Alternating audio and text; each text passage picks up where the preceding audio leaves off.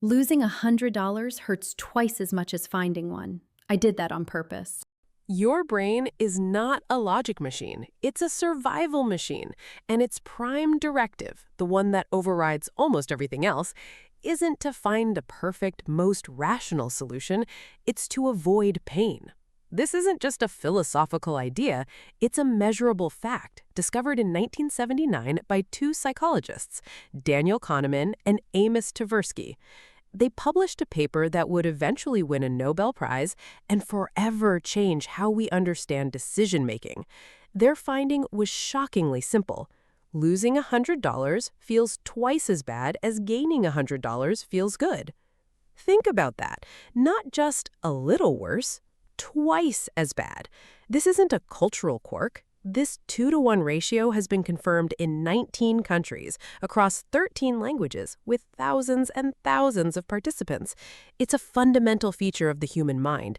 It's called loss aversion, and your brain is doing it right now without you even noticing. It's the reason you hold on to a stock you know is failing.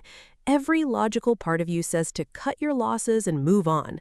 But you hesitate because hitting that sell button makes the loss real. It crystallizes the failure. So you wait, hoping for a miracle, all to avoid the sharp, immediate pain of admitting defeat.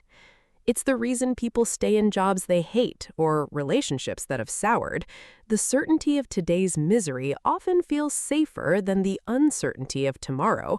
The risk of leaving, the potential loss of security, of familiarity, looms so large in our minds that it completely eclipses the potential gain of happiness and fulfillment. Our brain defaults to the status quo because change always involves the risk of loss. We even buy insurance for things that have a vanishingly small chance of ever happening, not because it's a sound investment, but because we're essentially paying a fee to silence the anxiety, to avoid the unbearable thought of losing everything. The sheer power of this bias is almost hard to believe. In 1992, a researcher tracked the price of eggs. When prices went up 10%, demand dropped a sharp 7.8%. People hated paying more. But when prices went down 10%, a fantastic deal, demand only rose by a paltry 3.3%. The pain of a higher price was more than twice as motivating as the joy of a bargain. Your brain isn't an accountant, carefully weighing pros and cons. It's a security guard, constantly scanning for what you might lose.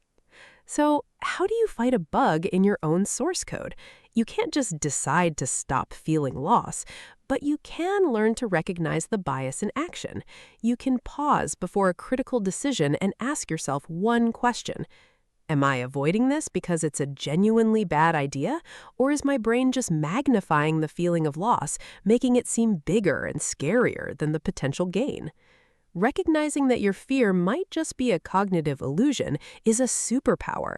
It allows you to distinguish between a wise retreat and an irrational surrender.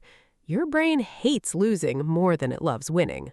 Now you know why. So that's the trick. I'd rather you keep something worthless than risk losing it. It's why you're still holding things you don't even want. Subscribe. I'll tell you what else I'm hiding.